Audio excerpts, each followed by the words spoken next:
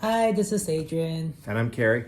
and for this episode, we are going to talk about Acqua di Gio by Giorgio Armani, right here.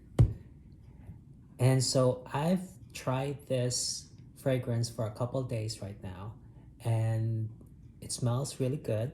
I tell you that when you spray it on yourself, it smells like a fresh citrus fragrance.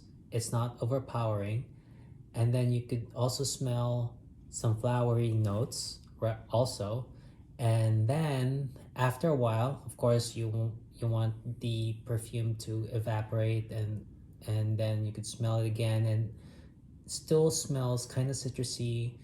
It smells kind of light, and you can definitely smell what you call are aquatic notes. Yeah. So what are the notes in this? So there are 25 or more notes to this. It's very complex. However, what most people notice on this, and I go by these when I say what most people notice, I go by what I notice, and then I look at Fragrantica's website where people have voted on the notes that they note, and then it shows in order of what people rank as their most noticed notes. And those are in the opening, the sea notes, the smell of kind of like seawater, salty breeze, lime, jasmine, violet, maybe something floral, and then a musk and cedar. So that's what are in this. And so why is it called Acqua di Gio? Like, is it because Giorgio Armani?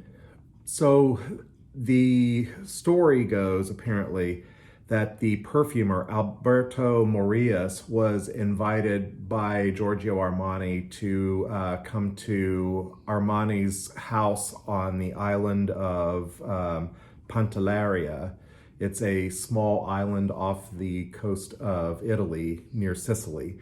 And they were talking about a new fragrance line, and that Alberto Morias decided to do one that reminded him of the smell of being there on the island, the Mediterranean breezes, the warmth of sun on skin, the smell of fresh linen, some of the natural plants and flowers and stuff that were around the area. So it was designed to be delicate, complex, and sort of whimsical, like a moment in time of standing on this island, looking out to the Mediterranean Sea, seeing the sunset, smelling the breezes and the flowers. Oh, okay. So very artsy. Very artsy. Very artsy. Okay, so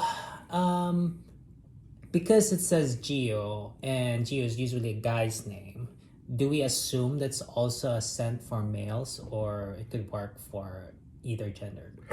Well, this one is actually kind of considered unisex, but there is an Acqua di Gio for women, and it has a different set of notes, maybe more towards the floral side than this one. But I would consider this as a unisex. Oh, okay.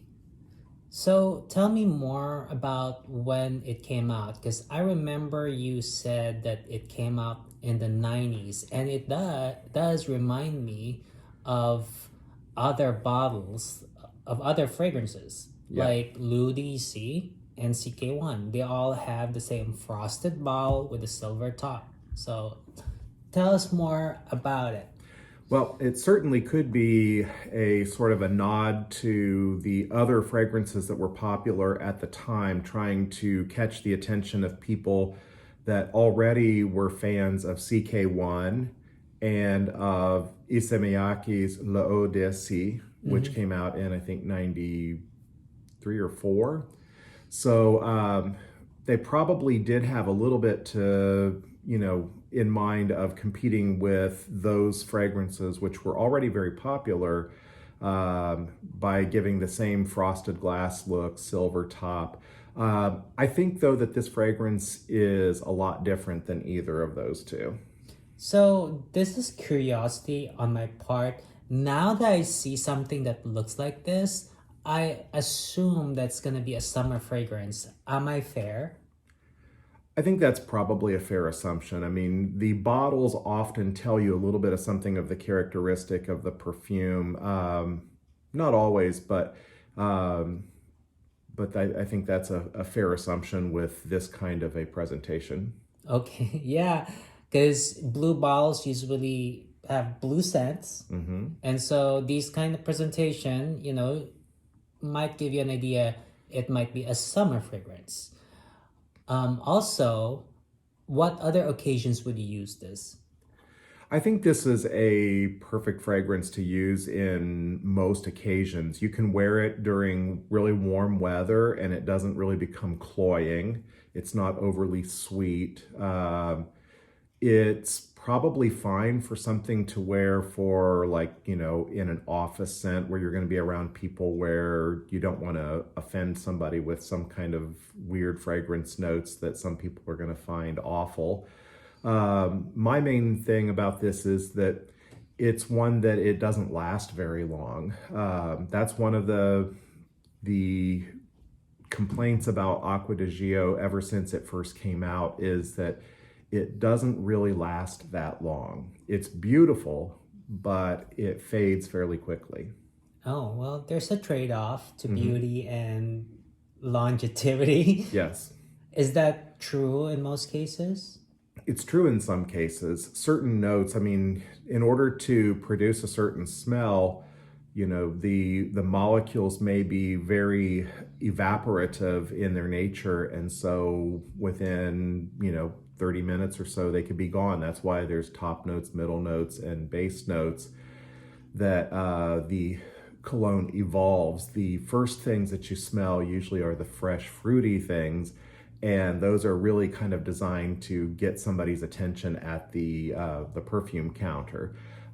It's nice when you spray it on, but 30 minutes later, when it's gone, nobody else knows it but you. It's the things that last for 2 to 4 hours and longer that most other people get to experience. Okay. And if you guys enjoy our videos, please leave a like and subscribe. We enjoy what we do. And if there's a fragrance that you'd like us to talk about, please leave it in the comment section. Bye-bye. Bye.